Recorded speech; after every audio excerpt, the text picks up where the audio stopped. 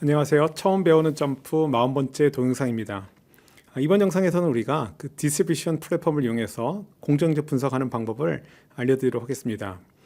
그러니까 일반적으로 우리가 공정력 분석을 하기 위해서는 그 어널라이즈 메뉴에 있는 그 퀄리티 앤 프로세스 쪽에 프로세스 캐퍼블리티라고 하는 메뉴를 이용하거나 혹은 컨트롤 차트 메뉴를 이용해서 우리가 공정 분석을 하게 됩니다. 자, 그런데 실제로 그런 메뉴를 우리가 자주 사용하지는 않고 가장 흔하게 사용하는 것이 바로 디스트리뷰션이라고 하는 메뉴가 되겠습니다. 자, 그런데 이 디스트리뷰션 메뉴에서 과거에 우리가 점프에서는 이러한 공정 분석을 원활히 할 수가 없었는데 최신 버전의 점프에서는 이런 디스트리뷰션 메뉴에서 이 공정 분석을 제대로 할 수 있기 때문에 오늘은 그 프로세스 캐퍼블리티라는 메뉴를 사용하는 것보다 디스트리뷰션 메뉴를 이용하는 것이 왜 편리한지 그리고 어떻게 사용하는지 그 방법을 여러분들한테 소개를 하도록 하겠습니다. 그래서 지금 여러분들 화면에 보시는 데이터가 있는데요. 여기 첫 번째 컬럼에 랭스라는 데이터가 있고 그 옆에 SUPP1, 세 번째 열에는 SUPP2라는 데이터가 있습니다. 여기는 이 데이터를 가지고 우리가 공정 분석을 한번 해보도록 하겠습니다. 우리가 이제 디스트리뷰션 메뉴를 이용해서 분석을 한다고 했기 때문에 그 위쪽에 있는 아이콘에서 여기 있는 이 디스트리뷰션을 선택을 하면 지금 보시는 것 같은 대화 상자가 나타나게 되는데요. 이 대화 상자에다가 우리가 첫 번째는 랭스 컬럼을 지정해 보도록 하겠습니다. 자, 그리고 Y 컬럼을 선택을 하게 되면 이 랭스란 컬럼 하나가 이렇게 선택이 되고요. 자, 그리고 OK를 누르게 되면 여러분들이 잘 알고 있는 이런 형태의 결과물이 출력이 됩니다. 그래서 위쪽에는 히스토그램과 박스플랫이 보이고 아래쪽에는 여러 가지의 통계량들이 출력이 되어 있는데요.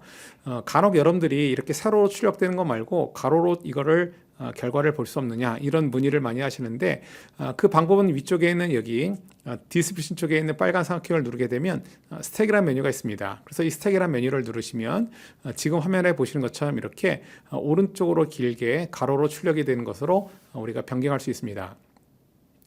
자, 그런데 우리가 이런 공정 분석을 할 때 먼저 선행해서 분석을 해야 될 것이 있는데요. 자, 그건 바로 뭐냐면 이 데이터가 정기분포인지를 보는 겁니다. 그래서 이 데이터가 정기분포인지를 보는 것은 가장 우리가 흔하게 할 수 있는 것은 히스토그램을 통해서 우리가 분석을 하면 되는데 지금 여기 그림에서 보시는 것처럼 히스토그램 형태가 정기분포 형태하고는 조금 차이가 있는 것처럼 보입니다. 자, 그래서 만약에 여러분들이 좀 더 명확하게 통계적으로 이 데이터가 정기분포인지를 확인하려면 우리가 이제 정기성 검정이라는 것을 하게 되는데요. 자, 먼저 우리가 이 정기성 검정을 어떻게 하는지를 간단하게 한번 알아보도록 하겠습니다.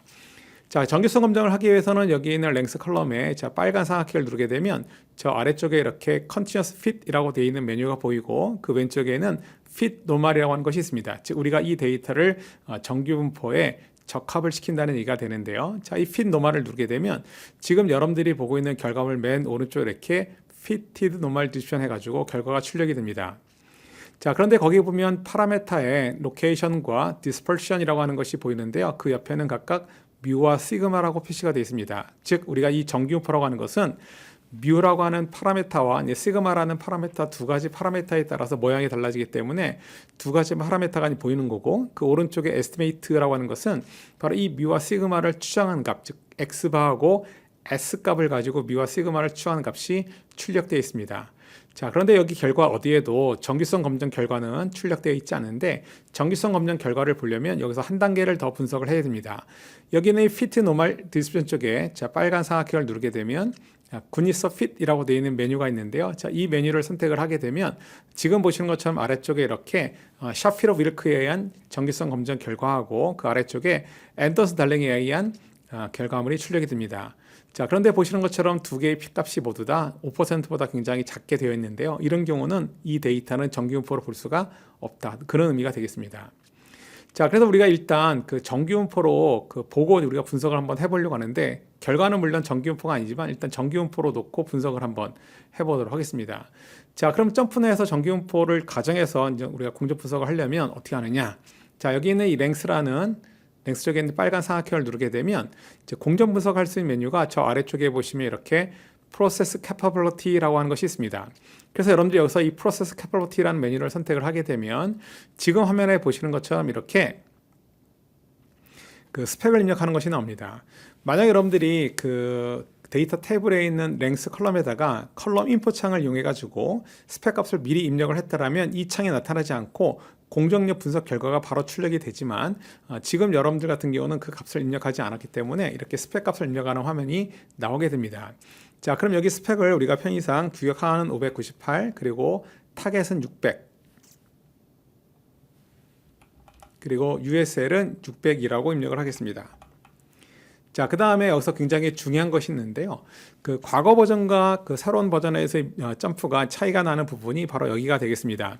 그래서 여기는 이 프로세스 캐퍼블리티 옵션이라고 하는 이 삼각형을 클릭을 해보면 아래쪽에 이렇게 여러 가지 형태의 옵션이 나오는데 첫 번째 우리가 선택을 할 것이 뭐냐면 여러분들이 지금 갖고 있는 데이터가 부분군이 어떻게 구성되느냐를 묻는 겁니다. 그래서 현재 디폴트는 서브그룹 사이즈가 1로 되어 있는데 자, 이거는 부분군이 하나의 샘플로 구성되어 있다는 의미가 되겠습니다.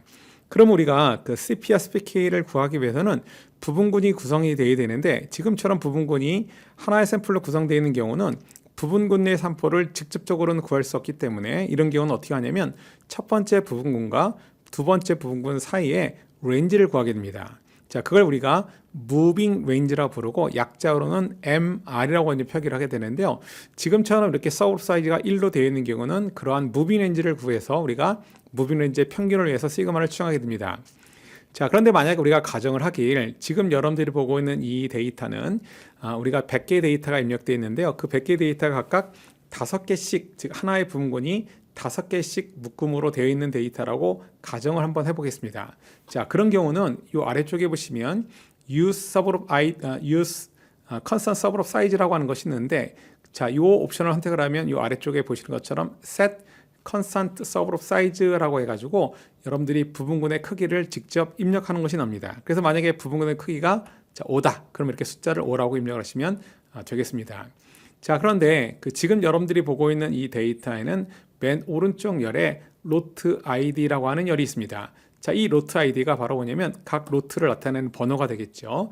그런데 보니까 우리가 각 로트 ID 번호가 똑같은 번호가 5개씩 되어 있습니다. 즉 여기는 로트 ID가 바로 이 부분군을 나타내는 번호가 되는데 이렇게 부분군을 나타내는 그런 번호가 있는 경우에는 그 위쪽에 있는 옵션에서 Use Subgroup ID 컬럼을 선택을 하시고 아래쪽에서 여러분들이 로트 ID를 이렇게 지정을 해주시면 되겠습니다. 자, 그리고 이렇게 이제 부분군의 크기를 이제 지정하는 거 말고 이제 다른 옵션이 있는데 이 아래쪽에 보시면 Use Non-Normal Distribution이라고 하는 것이 있습니다. 자, 여기는 이 Use Non-Normal Distribution이라고 하는 것은 여러분들이 갖고 있는 데이터가 만약에 정규분포가 아니다. 그러면 이때 여기를 체크합니다.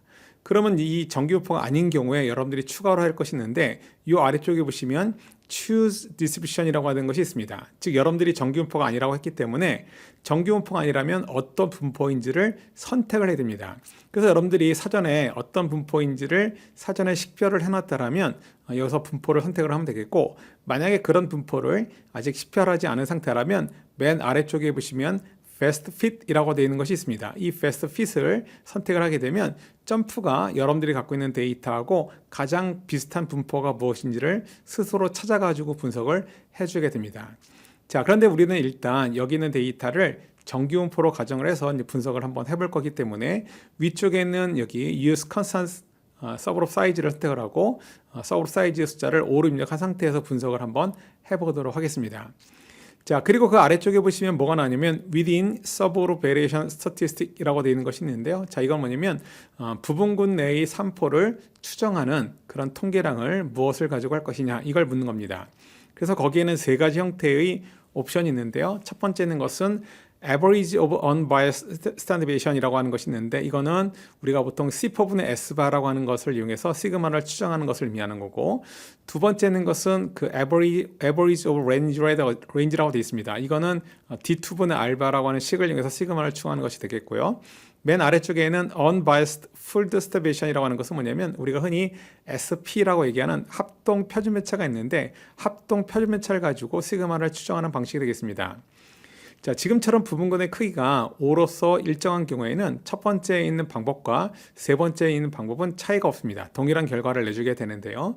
자, 그런데 만약에 어떤 경우가 있냐면 하나의 부분군이 크기가 5고 두 번째는 어떤 부분군은 부분군의 크기가 3인 이렇게 부분군 내에서 들어있는 그 샘플의 숫자가 달라지는 경우에는 세 번째는 unbiased pooled distribution이라고 하는 이 옵션을 이용해서 분석하는 것이 통계적으로는 정확한 분석이 되겠습니다. 자, 현재 우리가 부분권 크기가 5로 디폴트로 일정하게 되어 있기 때문에 현재 그 부분권의 산포를 추정하는 디폴트 옵션을 그대로 이용해서 분석을 해보도록 하겠습니다. 자, 그리고 이 상태에서 OK를 누르면 공정률 분석한 결과가 출력이 됩니다. 자, 그래서 지금 여러분들이 보시는 이 화면에 보시면 이렇게 공정률 분석한 결과가 출력이 되는데요. 일단 그 첫 번째는 히스토그램 해가지고 정규분포를 가정했기 때문에 정규분포 그림이 보여지고, 오른쪽에는 이제 프로세스 서머리 해가지고 우리가 여러 가지 통계량들이 출력이 됩니다. 자, 그리고 그 아래쪽에 보시면 within sigma capability에는 CP와 CPK 값이 출력이 되고 overall sigma capability에는 PP와 PPK 값이 출력이 됩니다. 그래서 앞서 말씀드린 것처럼 과거의 점프에서는 이렇게 부분군을 지정해주는 옵션이 없었기 때문에 그때는 PP와 PPK만 출력이 됐었는데, 최신 버전의 점프에서는 이렇게 부분군의 크기를 정해주는 옵션이 있기 때문에 이때는 우리가 이렇게 CP, CPK와 PPPK를 구분지어서 우리가 분석을 할 수 있다, 그런 의미가 되겠습니다. 자, 그럼 여기서 추가로 한 번 더 분석을 해보도록 하겠습니다. 어떤 분석이냐면 아까 우리가 공정 분석을 했을 때 non-normal을 지정한 경우에는 어떻게 되는지, 자, 이것도 한번 해보도록 하겠습니다.